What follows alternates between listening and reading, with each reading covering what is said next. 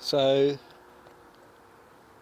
we're disassembling a proven 6 kilowatt turbine, also now owned by SD Wind. We're changing it because of a knackered bearing, and getting information about how to take this apart was quite tricky, so I'll just do a video explaining the process that we're going through. So the shaft is welded to the assembly which holds the blades. We'll call it the blade assembly, and then the shaft is run up through the chassis from the far end, as we're looking at it,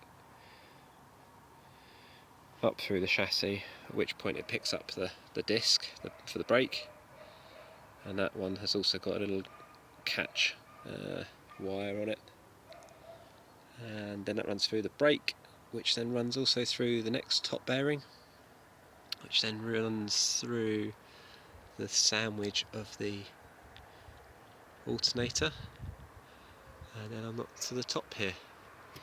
So there's a bolt that goes up on here, a big plate washer, which bolts down through the middle,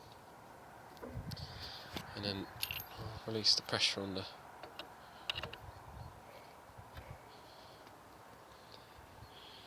So what we've done is we've got two decent straps involved. So I'll just go back a little bit. There you go, that's the shaft running through. You can see the keyway, which holds the two parts of the rotor together, locks it in with the shaft.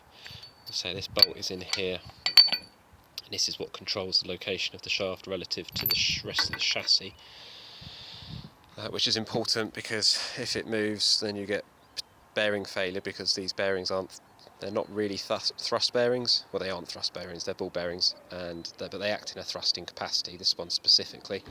And if you get any movement on the grub screws that hold it in place, it can essentially just wear the shaft out, driving it against the bearing, because the bearing collar is a stronger steel than the shaft. So we might get a photo of that, a video of that a bit later, to show the wear that's happened there. So yeah, we can do one strap around the top part of the rotor, and then we've just used a socket and a 2-ton bottle jack. And what that does is that will initially it will push down onto the shaft, and then what will happen is it will actually lift the rotor up off the shaft, and that will lock out against the stator, which is not good. The stator is not designed for that kind of load at all. It's not designed for that load in the slightest. But it's useful to be able to lift the rotor up out of the way to gain access to the bolt heads on this top bearing are up in here, which is quite difficult to see. But you can see my finger there. Ooh, it's all a bit bouncy, and it's touching the bolt. So to actually get a spanner in there, what we found was this small adjustable Chinese camera. This small adjustable was able to get in, and I say through the gap, through the hole, and then like through one of the rotors, and then drop down flat and then in, and then just turn it and lock it out against the collar on the rotor.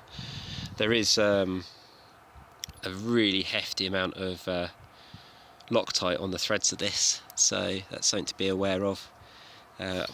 Use a long breaker bar. It's a 24mm nut and bolt on here, so just make sure your adjustable can go that high, and it's a lot easier with a breaker bar to get in there and move the nut slowly off. So yeah, and then what we've got as well is a secondary strap that's around the chassis, which wiggles its way around, and it wiggles its way around because this bearing is going to come off with the shaft, because there's no keyway in this bearing assembly. So the keyway, which is locking the rotor to the shaft, is pushing this collar here. So you have to undo this bearing to take it apart, and then once it's apart, you see you can get to the keyway, and yeah, to disassemble it that way.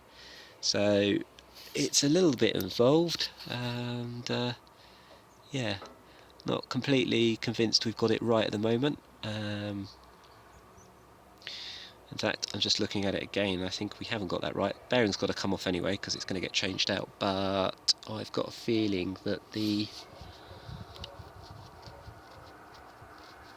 rotor assembly's all got to come off from the top. Well, this is live working, folks. I think the stator's got to come off actually, because there's no collarway. The bearing can't move down because it's caught by the disc, and the disc is caught by this part of the chassis which is welded on. So yeah, no, the rotor and the stator and the rotor assembly's got to come off together, which is fine. So they're locked out, you see, with the studs. So might be useful to just drop a shaft in as it's being lifted out, but yeah, that's got to come up from the top now. So you can get movement on it using this, and you can control it, but ultimately, yeah, that's actually got to come out from the top. So yeah, we'll probably do some more videos once we've got it apart.